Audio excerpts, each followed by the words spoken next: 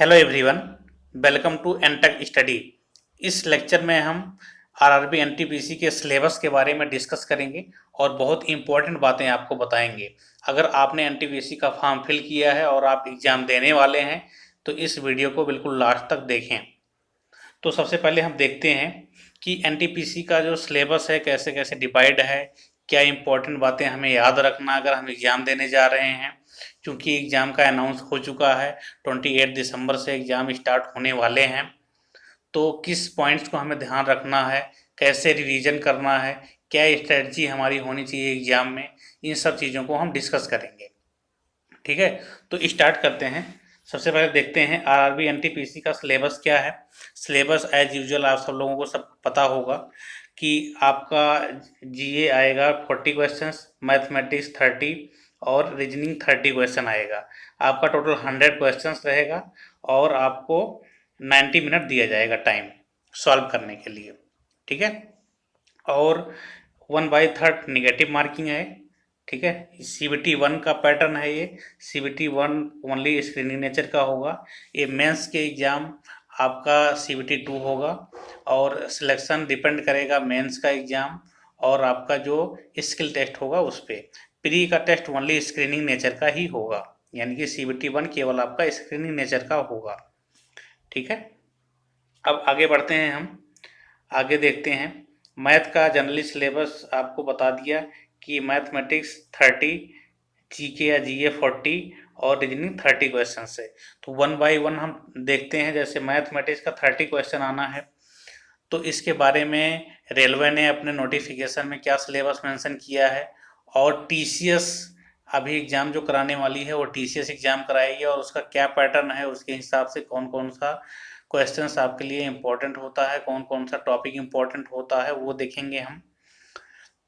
अब इसमें 30 क्वेश्चन आएगा और अगर आप सिलेबस तो कंप्लीट कर चुके होंगे और आपको क्विक रिवीजन करना है तो आप SD यादव की बुक रिफ़र कर सकते हैं, जिसमें टॉपिक वाइज दिया गया है। आप 4-4, 5-5 क्वेश्चन हर एक टॉपिक से करते हुए जाएंगे तो सारे हर टाइप के क्वेश्चन आप अटेम्प्ट कर चुके होंगे जो कि एग्ज़ाम में आएगा।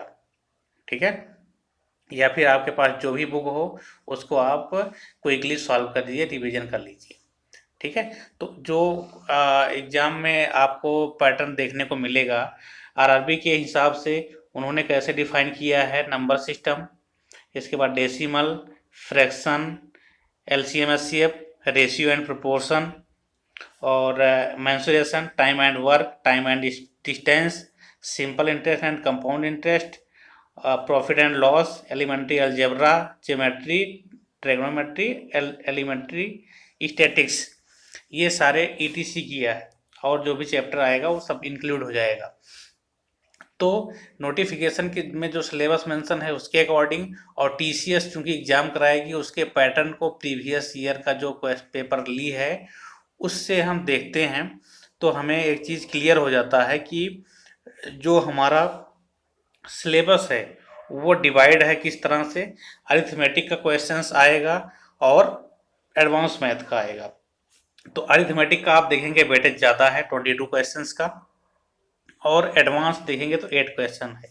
एडवांस और अरिथमेटिक कैसे डिवाइड हैं, कौन कौन से चैप्टर अरिथमेटिक में आते हैं और कौन कौन से एडवांस में आते हैं, इसका वीडियो मैंने पहले ही अपलोड कर दिया, वो आप देख सकते हैं जा कर के। ठीक है, तो इस तरह से वेटेज डिवाइड है, तो उसी तरह से आप टाइम दीजिए इनको और प्रिपरेशन स्टार्ट कर दीजिए। उसके आगे हम बढ़ते हैं तो देखते हैं जनरल नॉलेज का सेक्शन कैसे डिवाइड हुआ है। जनरल नॉलेज के बारे में देखेंगे हम, यानी कि जनरल अवेयरनेस के बारे में। तो अगर आपको अच्छे से स्टडी करना है तो आप लूसेंट पब्लिकेशन की बुक आपके पास ज़रूर होगी, उसको रिवीजन करिए, स्टडी करिए अच्छे से, या नहीं है तो आप ले भी सकते हैं। अदरवाइज जो बुक आपके पास है जिससे आपने स्टडी कर लिया है उसको ही रिवीजन कर सकते हैं। तो इसका क्या सिलेबस है, आरआरबी अपने वेबसाइट पे जो अपलोड किया उसका ये है, current events and national and international importance, यानी कि आपका बहुत ही इम्पोर्टेंट रोल प्ले करेगा करंट अफेयर, जो कि नेशनल हो या फिर इंटरनेशनल हो। उसी प्रकार से game and sports, art culture of India, art जैसे नृत्य हो गए, डांस, ये सब इंडिया के कौन कौन से, किस किस स्टेट के कौन कौन से डांस हैं, ये सब। इंडियन लिटरेसी, साहित्य के बारे में, monument, place of India, definition Lal Qila, Lal Qila हो गया, इंडिया गेट हो गया, ये सब। जनरल साइंस के अंतर्गत आपका आएगा फिजिक्स, केमिस्ट्री एंड बायोलॉजी, ठीक है, जो कि 10th लेवल का रहेगा। आप एनसीईआरटी फॉलो करेंगे तो आपसे उसे कंप्लीट हो जाएगा। History of India, freedom struggle, governance, constitution and political system यानी कि संविधान के बारे में पूछा जाएगा। जनरल साइंटिफिक टेक्नोलॉजी यानी कि जैसे डीआरडीओ, इसरो, इन सब से रिलेटेड क्वेश्चंस पूछे जाएंगे। और इम्पोर्टेंट ऑर्गेनाइजेशन जैसे WHO, World Health Organisation, UNO, संयुक्त राष्ट्र संघ, इन सब के बारे में, इनका स्थापना दिवस, कितनी कितनी इसमें कौन कितने कितने देश शामिल हैं, तो इस सब के बारे में पूछा जाएगा। Environment issue concerning India and world at large, यानी कि जो इन्वायरमेंट इशू चल रहे हैं कौन से, जैसे कोप कोप के बारे में हो गया, ग्रीन हाउस इफेक्ट हो गया, इस सब के इनके जो टॉपिक बनते हैं इन्वायरमेंट के वो सारे कवर किए जाएंगे इसके अंतर्गत। Basics of computer and computer application, तो कंप्यूटर एप्लीकेशन यानी कि कंप्यूटर से आपको 1 से 2 क्वेश्चन एग्जाम में देखने को मिलेगा श्योर। इसी हिसाब से उसके छोटे छोटे फुल फॉर्म क्या होते हैं। इंडियन इकोनॉमी यानी कि आपका इकोनॉमी से संबंधित क्वेश्चन पूछे जाएंगे। और फेमस पर्सनालिटी जो इंडिया के हैं या वर्ल्ड के हैं, तो इसमें फ्लोरा फोना भी दिया गया है जो कि इन्वायरमेंट में आएगा। और important government and public sector organisation के बारे में या ETC। तो इस सिलेबस को आपको देखते हुए, ये तो सिलेबस इन्होंने मेंशन कर दिया, इसके अलावा हमने प्रीवियस ईयर पेपर को एनालाइज किया है जो कि TCS कराती है, तो उसके अकॉर्डिंग आपको ये इन टॉपिक को आप ऐसे डिवाइड कर सकते हैं, इनको स्ट्रेटजी फॉलो करके आप तैयारी कर सकते हैं अच्छे से। तो इनको हम देख लेते हैं 1 बाय 1। जैसे साइंस है हमारा, साइंस के 12 क्वेश्चंस हैं। आप जब पेपर देखेंगे उसमें आपको अप्रॉक्स 12 क्वेश्चन साइंस से देखने को मिलेगा, यानी कि फिजिक्स, केमिस्ट्री और बायोलॉजी का वेटेज इसमें ज़्यादा रहेगा। तो ये होगा आपका क्या, NCERT बेस्ड होगा।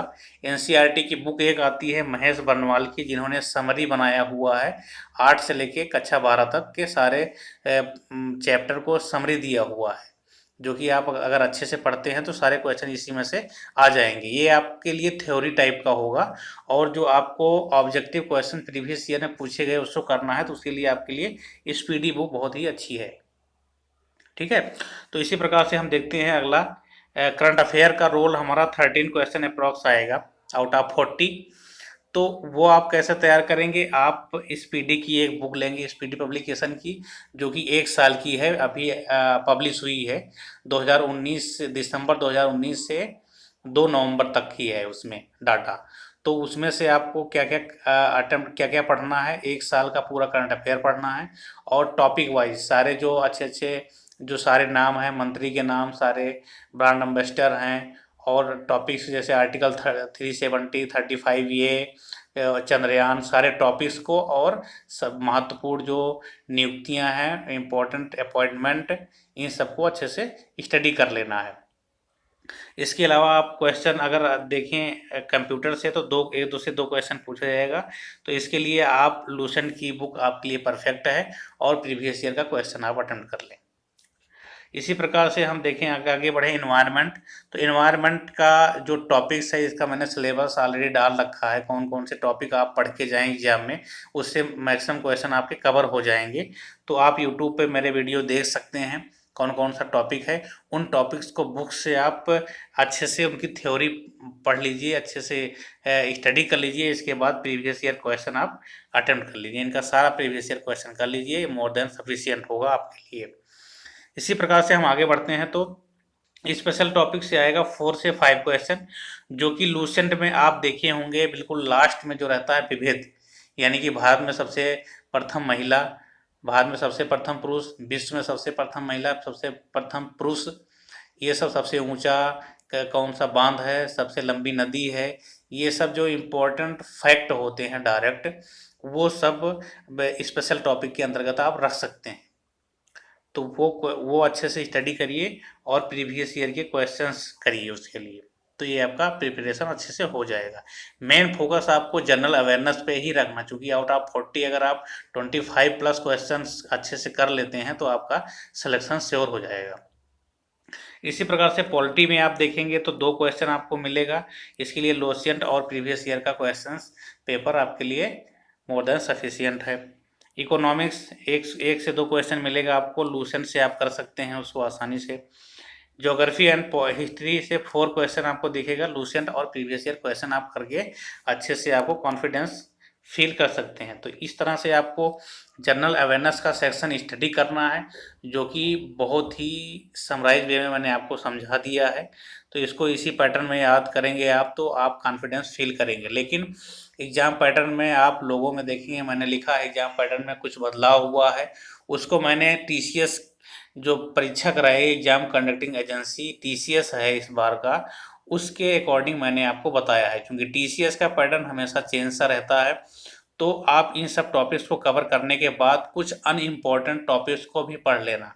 क्योंकि टीसीएस जो है, एग्ज़ाम जब स्टार्ट होता है कुछ दिनों तक वो कुछ इम्पोर्टेंट फैक्ट आपके सामने रखती है कि जो जनरल क्वेश्चंस रहते हैं अक्सर हम लोग पढ़ते रहते हैं। लेकिन उसके बाद जो शिफ्ट आगे आगे बढ़ती जाती है एग्ज़ाम की, तो वो अनइम्पॉर्टेंट क्वेश्चन भी डालने स्टार्ट कर देते हैं।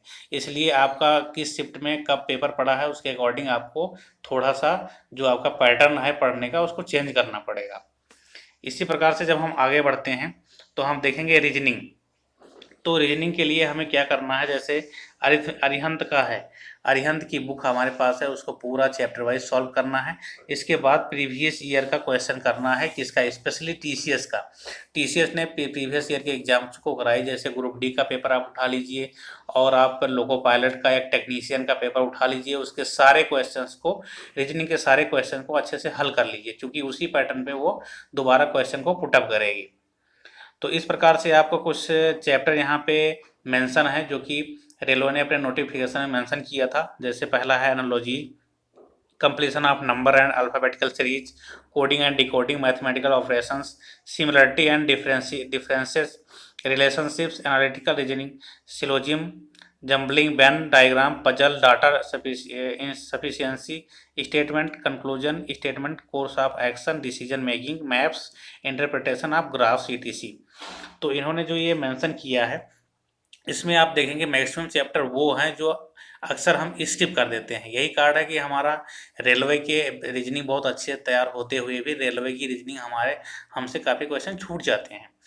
तो हमें सबसे पहले रीजनिंग को तैयार करने के लिए उन चैप्टर को स्टडी करना है जो अक्सर हम नहीं पढ़ते हैं। जैसे स्टेटमेंट कंक्लूजन हो गया आपका, statement, course of action, decision making, ये सब चैप्टर आपके रीजनिंग के बुक में दिए हैं, इनको सबसे पहले स्टडी कर लेना है।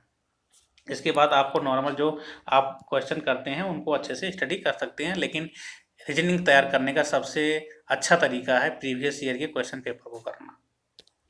अब इसी प्रकार हम आगे बढ़ते हैं, कुछ अदर इन्फॉर्मेशन एनटीपीसी के बारे में जान लेते हैं। जैसे कुछ लोगों का मतभेद रहता है कि मिनिमम कट ऑफ जो नोटिफिकेशन में मेंशन है कि यूआर और ईडब्ल्यूएस के लिए 40% यानी कि 100 क्वेश्चन है तो 40 नंबर में हम क्वालिफाई कर जाएंगे सीबीटी 1। लेकिन ऐसा नहीं है, ओबीसी के लिए 30%, एससी के लिए 30 और एसटी के लिए 25%। तो ये केवल मिनिमम क्राइटेरिया दिया गया है, लेकिन एग्ज़ाम के अकॉर्डिंग जब आपका एग्ज़ाम होगा उसके अकॉर्डिंग उन्हें लगभग 20 गुना बच्चों को वो लेंगे सीबीटी 2 के लिए।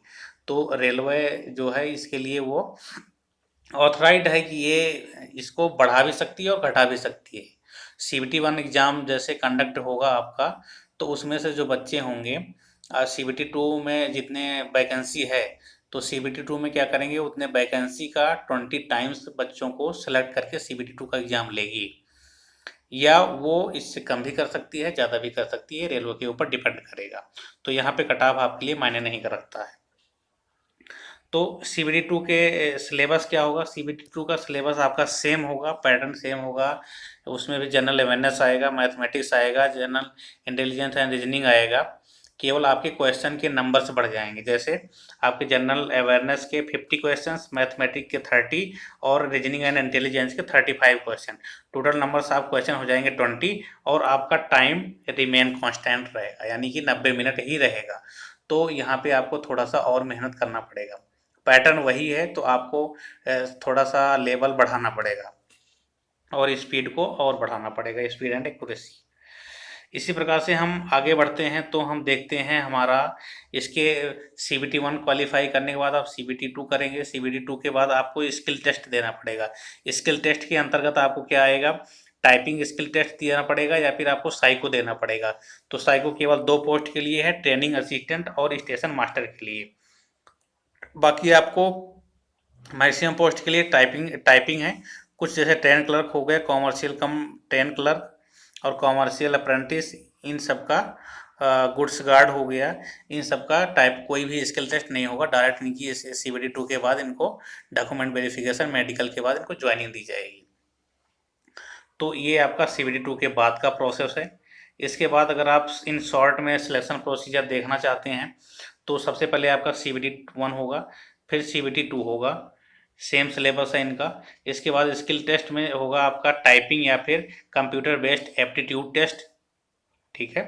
और इसके बाद आपका होने वाला है DB डॉक्यूमेंट वेरिफिकेशन के बाद मेडिकल के बाद आपका जो जिस जोन से आप फॉर्म भरे हैं वहाँ आपको ज्वाइनिंग दे दी जाएगी, यानी कि ट्रेनिंग दिया जाएगा, इसके बाद ज्वाइनिंग दिया जाएगा, ठीक है। तो इन शॉर्ट में ये आपका सिलेक्शन प्रोसीजर है, ठीक है। तो आपका एग्ज़ाम बहुत ही पास है, आप स्टडी को ब्रेक मत करिए। अगर आपने सिलेबस को कंप्लीट कर लिया है तो डेली बेसिस पे अच्छे से रिवीजन करिए, मैक्सिमम टाइम दीजिए आप रिवीजन पे, क्योंकि एग्ज़ाम जब स्टार्ट होगा तो उसमें अलग अलग टॉपिक्स निकल के आएंगे। इस टॉपिक से क्वेश्चन पूछा जा रहा, इस टॉपिक से पूछा जा रहा, उस समय आप उन टॉपिक्स को आपको अलग से पढ़ना पड़ेगा। तो एग्ज़ाम स्टार्ट होने पर आपको रिवीजन का टाइम कम मिलेगा, नए नए टॉपिक आएंगे तो उनको भी आपको स्टडी करना पड़ेगा। तो ये सब ध्यान रख करके आप अच्छे से रिवीजन स्टार्ट करिए, ठीक है। तो इस लेक्चर को हम यहीं समाप्त करेंगे, तब तक के लिए आप स्टडी करिए अच्छे से। Bye bye, take care, best of luck.